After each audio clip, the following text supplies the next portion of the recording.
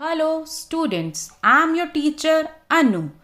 Welcome in my channel Study and Learn with Anu. Today I am going to teach you the chapter of your class 7th NCERT and the chapter name is 3 questions. Your chapter number 1. So let's start reading the chapter. The thought came to a certain king that he would never fail if he knew 3 things. एक time पर एक राजा था और उसको ऐसा लगता था कि अगर उसे 3 चीज़ें पता होंगी तो वो कभी भी अपनी ज़िंदगी में किसी भी चीज़ में हारेगा नहीं. उसको हर चीज़ में हमेशा सक्सेस ही मिलेगी, सफलता ही मिलेगी. These 3 things were, वो 3 चीज़ें क्या थी? What is the right time to begin something? किसी भी चीज़ को शुरू करने के लिए सही समय कौन सा होता है? Which people should he listen to? ऐसे कौन से लोग हैं जिनकी बातें उसको सुननी चाहिए? And what is the most important thing for him to do? और कौन सी चीज़ सबसे ज़रूरी है जो उसको करनी चाहिए? The king therefore sent messengers throughout his kingdom. इसके लिए जो राजा है उसने अपने पूरे राज्य में अपने सिपाहियों को भेजा कि वो जाएं और जाकर इन 3 क्वेश्चंस के जो आंसर्स हैं वो ढूंढ के लाएं. Many wise men came to the king. बहुत सारे समझदार इंटेलिजेंट जो लोग हैं वो आए राजा के पास इसका जवाब देने के लिए. But they all answered his questions differently. लेकिन उन सब ने जो उसके आंसर्स हैं, जो उसके रिप्लाई हैं, वो अलग अलग तरह से दिए. In reply to the first question, पहला जो उनका प्रश्न था उसके जवाब में क्या बोला लोगों ने कि some said the king must prepare a time table. कि जो किंग है उसको एक समय सारणी, अपना एक टाइम टेबल बनाना चाहिए and then follow it strictly, और फिर उसको उसका सख्ती से पालन करना चाहिए. Only in this way they said could he do everything at its proper time. एक यही तरीका है जिससे वो अपने हर काम को बिल्कुल सही तरीके से कर सकता है. Others said that it was impossible to decide in advance the right time for doing something. कुछ लोगों ने कहा नहीं, ये तो बिल्कुल असंभव सी बात है क्योंकि वो एक राजा है और राजा के सामने तो कभी भी कोई भी निर्णय लेने की बात किसी भी वक्त आ सकती है, तो वो एक टाइम टेबल कैसे बना सकता है? वो उसको कभी फॉलो कर ही नहीं पाएगा. कुछ लोगों ने कहा कि the king should notice all that was going on. King को हर बात को समझना पड़ेगा, उसके आसपास क्या हो रहा है उसको वो सब चीज़ें ऑब्जर्व करनी पड़ेगी. अवॉइड फुलिश प्लेजर्स, और बेकार की जो चीज़ें हैं, कोई भी बेकार के जो इंजॉयमेंट हैं वो तो राजा को भूलने ही पड़ेंगे. And always do what ever seemed necessary at that time. और उसे ये समझना पड़ेगा कि कौन सी चीज़ है जो उस वक्त बहुत ज़रूरी है और वो उसके ऊपर ध्यान दे. Yet other said that the king needed a council of wise men who would help him act at the proper time. और कुछ लोगों ने बोला कि राजा को इस तरह के मंत्रीगण की आवश्यकता है, उसका इस तरह का मंत्रीगण उसके पास होना चाहिए जो उसको ये बता सके, जो उसको ये सलाह दे सके कि हाँ ये बात ठीक है, आप इसको देखो, आप इसके ऊपर ये एक्शन लो. This was because one man would find it impossible to decide correctly. क्योंकि एक इंसान के लिए ये डिसाइड करना, ये समझ पाना इम्पॉसिबल है कि वो ही हर तरह वो सारा डिसीजन ले सकें. तो जो 4-5 लोग होंगे वो उसे अच्छी तरह से राजा को गाइड कर पाएंगे. Without help from others the right time for every action. कि राजा किसी भी हर चीज़ को सॉल्व करने के लिए राजा अकेला जो डिसीजन नहीं ले सकता है, तो उसको कुछ ऐसे लोगों की ज़रूरत पड़ेगी कि वो उसको सलाह दे राजा को कि उसको ऐसा करना चाहिए, उसको इस बात के ऊपर इस तरह से अमल करना चाहिए. तो कुछ लोगों का ये कहना था. But then others said that there were some things which could be urgent. कुछ लोगों ने बोला कि अच्छा ऐसा कैसे हो सकता है भाई कि राजा को मंत्रीगण चाहिए अपने साथ. हो सकता है कोई कभी राजा के ऊपर ऐसी कोई सिचुएशन आ जाए कि उसको अर्जेंटली आंसर देना पड़े, वो लोगों की सलाह ना ले पाए उस वक्त उसको, तब वो क्या करेगा? वो लोग तो उसके आसपास तब होंगे नहीं. These things could not wait for decision of the council. क्योंकि ऐसा नहीं है कि वो काउंसिल के उस पर डिसीजन देगा. कई बार इस तरह की सिचुएशन आ जाती है राजा के सामने कि उसे डिसीजन खुद देना है, तब वो क्या करेगा? In order to decide the right time for doing something. किसी भी चीज़ को सही टाइम पे करने के लिए it is necessary to look into the future. इसलिए उन राजा को क्या करना पड़ेगा? उसको अपना भविष्य जानना पड़ेगा कि भविष्य में होने वाली कौन सी चीज़ है जो उसके सामने आ सकती है। And only magicians could do that, और ये तो सिर्फ जादूगर ही कर सकते हैं कि वो उनको फ्यूचर बता दें। The king therefore would have to go to the magicians, इसलिए किंग को किसके पास जाना चाहिए? मजिशियंस के पास जाना चाहिए, जादूगर के पास जाना चाहिए। In their answers to the second question, और राजा का जो दूसरा सवाल था उसके जवाब में उन लोगों ने क्या बोला? Some said the people most necessary to the king were his counsellors, कुछ लोगों ने बोला कि राजा के लिए सबसे जरूरी लोग कौन है? उसके काउंसलर्स, उसके मंत्रीगण। अदर सेड द प्रीस्ट, कुछ लोगों ने बोला नहीं, पंडित या प्रीस्ट जो चर्च में जो होते हैं उन्हें पादरी बोलते हैं, और हिंदी जैसे जो मंदिर वगैरह में होते हैं वो लोग ब्राह्मण होते हैं। A few others chose the doctors, कुछ ने बोला नहीं, डॉक्टर चिकित्सक बहुत इंपॉर्टेंट हैं। एंड येट अदर्स सेड कि soldiers were the most necessary, जो सैनिक लोग होते हैं वो सबसे ज़्यादा ज़रूरी है राजा के लिए। टू द थर्ड क्वेश्चन, जो राजा का तीसरा जवाब क्वेश्चन था, सवाल था, उन्होंने सबने बोला, कुछ लोगों ने कहा कि साइंस जो विज्ञान है वो बहुत ज़रूरी है, कुछ ने बोला fighting, and yet others religious worship, कुछ ने बोला कि लड़ाई, और कुछ लोगों ने क्या बोला कि रिलीजियस वर्शिप मतलब पाठ पूजा। As the answers to his questions were so different, क्योंकि जो राजा को जवाब मिल रहे थे वो बहुत अलग अलग जवाब थे। The king was not satisfied and gave no reward, king उन सब जो जवाब उसको मिले उसको उन जवाब से कोई भी संतुष्टि नहीं हुई, इसलिए उसने किसी भी इंसान को कोई भी रिवॉर्ड, कोई भी प्राइज, कोई भी उसको नहीं दिया, पुरस्कार नहीं दिया, क्योंकि वो किसी भी जवाब से संतुष्ट ही नहीं था। Instead he decide to seek the advice of a certain hermit, राजा ने डिसाइड करा कि एक बहुत ही फेमस, बहुत ही प्रसिद्ध साधु बाबा थे जो जंगलों के अंदर रहते थे। उन्होंने जंगल, एक बहुत डीप जंगल था, उसमें उनकी छोटी सी झोपड़ी थी जहाँ पर वो रहते थे। तो राजा ने ये डिसाइड करा कि मैं वहाँ जाऊँगा, उन साधु बाबा से पूछूंगा जो मेरे 3 क्वेश्चंस हैं, जो मेरे 3 प्रश्न हैं, वो बहुत, जो साधु बाबा हैं वो बहुत प्रसिद्ध थे अपनी समझदारी, अपनी सूझबूझ के लिए, कि मैं उनसे जाकर इसके जवाब मांगूंगा। The hermit lived in a wood and he never left, वो जो जिस जंगल में वो रहते थे वो कभी उस जंगल से बाहर नहीं आते थे। जिसको भी मिलना होता था उन्हें वहाँ जंगल में ही जाना पड़ता था बाबा, साधु बाबा से मिलने के लिए। और जो साधु बाबा थे वो ऑर्डिनरी लोग, मतलब सामान्य लोगों से ही मिलते थे, बहुत अमीर किंग, इन लोग राजा वगैरह से वो नहीं मिलते थे। एंड सो क्योंकि he so no one but simple people, so the king put on ordinary cloth, so राजा ने बिल्कुल साधारण से कपड़े पहने। Before he reach the hermit's house, जो साधु बाबा थे उनकी झोपड़ी पर पहुंचने से पहले the king left his horse with his bodyguard and went on alone, उन्होंने अपना जो घोड़ा है, अपने जो उनके बॉडीगार्ड जो थे, उनके जो सुरक्षा करने वाले जो लोग थे, उन सबको उन्होंने छोड़ दिया, जो उनके रक्षक थे उनको उन्होंने बोला कि आप यहीं रहो, और वो अकेले साधु बाबा की झोपड़ी की तरफ चल पड़े। As the king came near the hermit's hut, जैसे ही राजा उन साधु बाबा की झोपड़ी के पास पहुंचे, he saw the hermit digging the ground in front of his, उन्होंने देखा कि जो साधु बाबा थे वो अपनी झोपड़ी के सामने बैठ के छोटे छोटे से गड्ढे बना रहे थे अपने पौधे।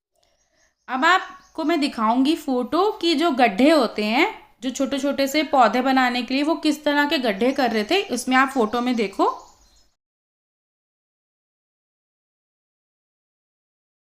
आई होप आपको समझ में आ गया होगा इस फोटो से कि वो इस तरह के जो गड्ढे हैं साधु बाबा वो बैठ के बना रहे थे, ठीक है।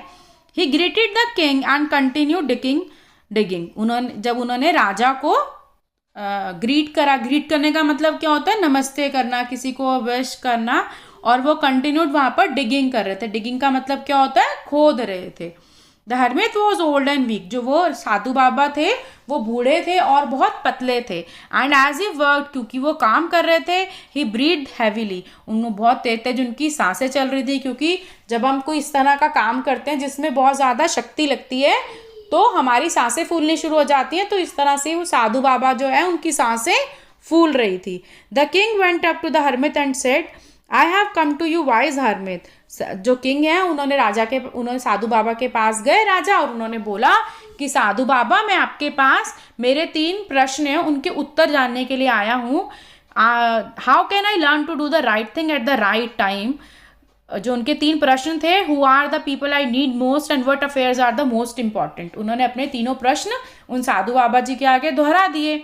The hermit listen to the king, hermit ने आराम से सुना, साधु बाबा ने आराम से राजा की बात सुनी, बट डिड नॉट स्पीक, उन्होंने कोई आंसर ही नहीं दिया। ही वेंट ऑन डिगिंग, वो आराम से जो गड्ढे हैं उनको खोद ही रहे थे। You are tired said the king, let me take the spade and work in your place, आप रहने दीजिए, मैं आपकी जगह पर काम कर देता हूँ। ऐसा कह के उन्होंने उनसे कहा कि आप मुझे अपनी कुल्हाड़ी दे दीजिए। थैंक्स एट द हरमित, उन्होंने कहा धन्यवाद। साधु बाबा ने बोला giving the king his spade, उन्होंने अपनी स्पेड साधु बाबा ने अपनी स्पेड राजा को दे दी।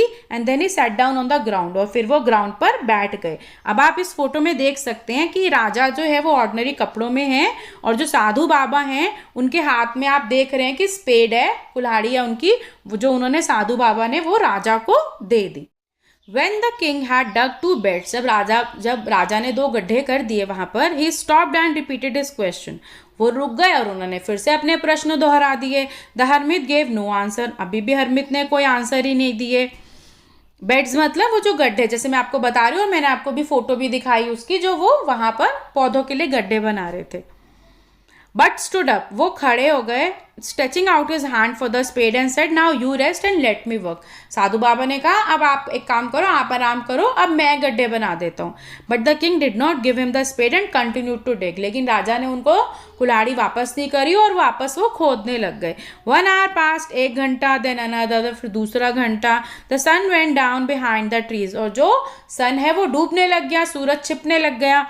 And at last the king stuck the spade into the ground and said, finally राजा ने उस गड्ढे, उसके अंदर कुल्हाड़ी को गड्ढे में क्या करा, जमीन के अंदर गाड़ दिया और बोला कि प्लीज आप मुझे बताइए कि आप मुझे आंसर देंगे या नहीं देंगे।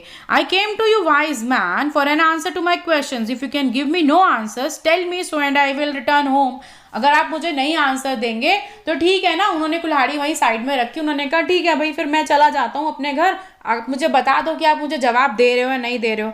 Here comes someone running said the hermit, तभी साधु बाबा ने बोला देखो हमारी तरफ कोई भागा हुआ आ रहा है।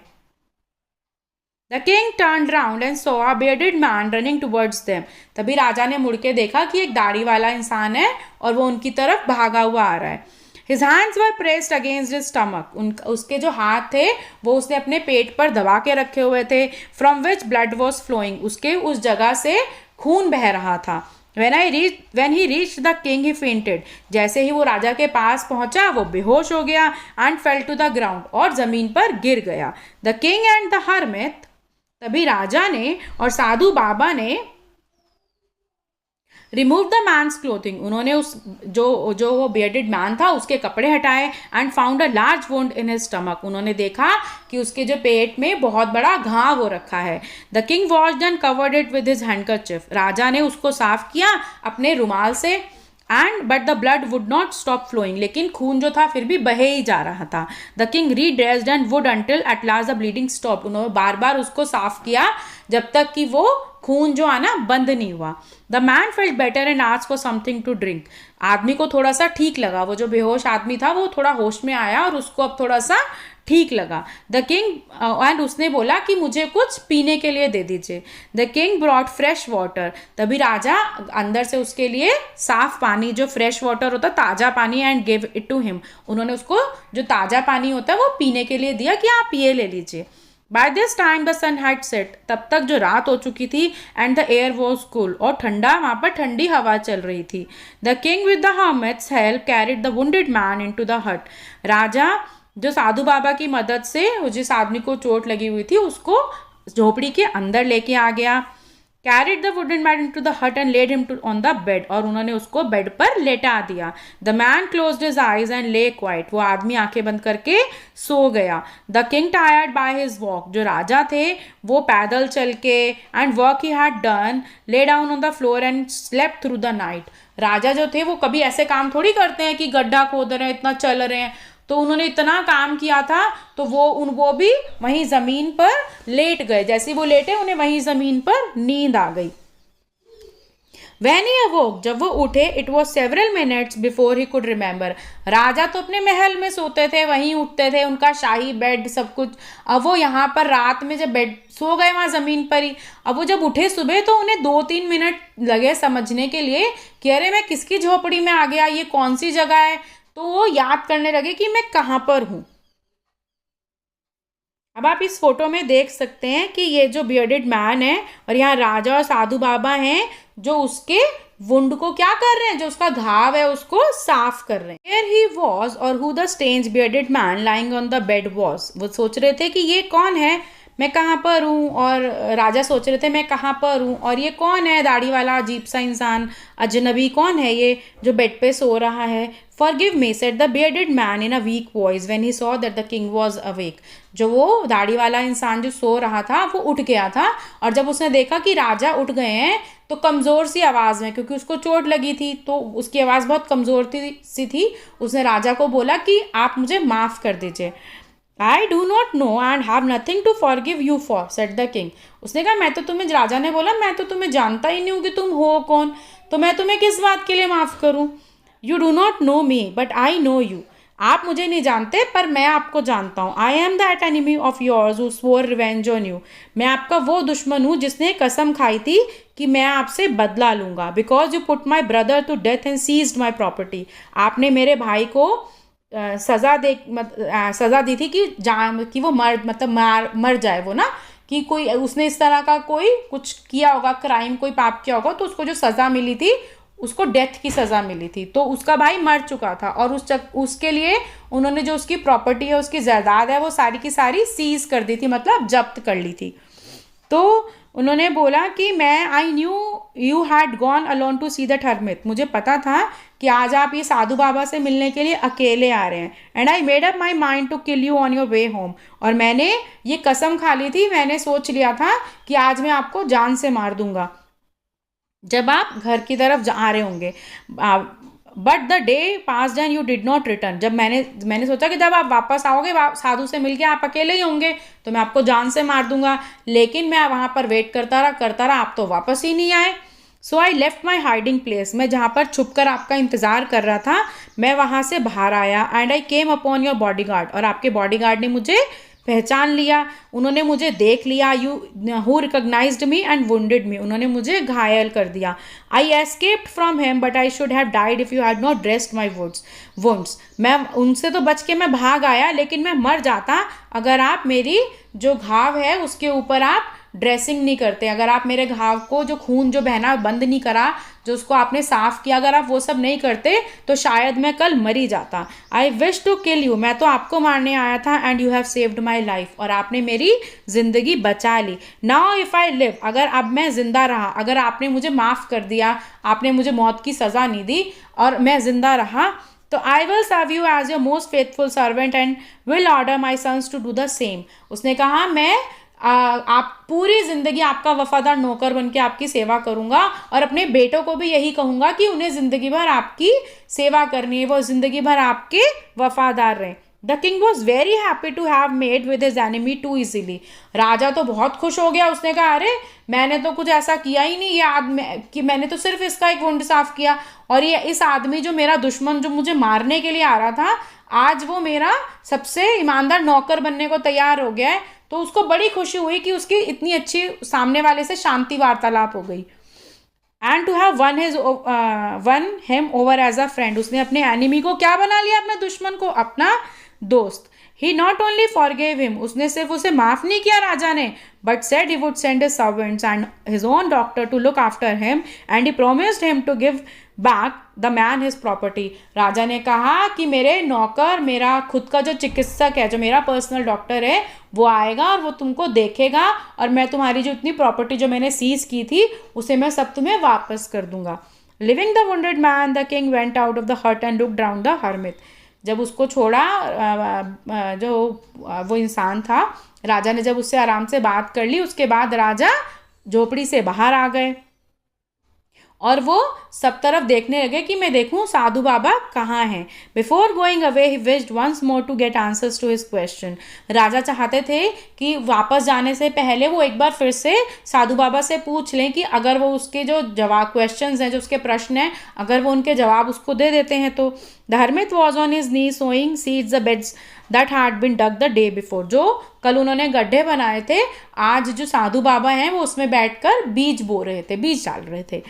So the king went up to the hermit and said, "For the last time I beg you to answer my questions, wise man."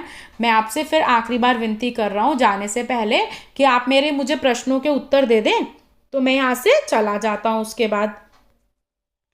You have already been answered, said the hermit, still bending down to the ground and looking up at the king as he stood before him. क्योंकि राजा उनके सामने खड़े थे, तो वहीं बैठे बैठे राजा को देखते हुए साधु बाबा ने बोला कि आपको आपके सारे प्रश्नों के उत्तर मिल तो गए।